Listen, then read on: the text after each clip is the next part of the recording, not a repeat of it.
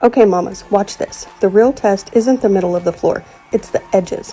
Look how this mop vac gets right up against the bottom of my kitchen table and picks up all the crumbs my kids somehow leave everywhere. If you're a mom with kids, you know the messes never stop.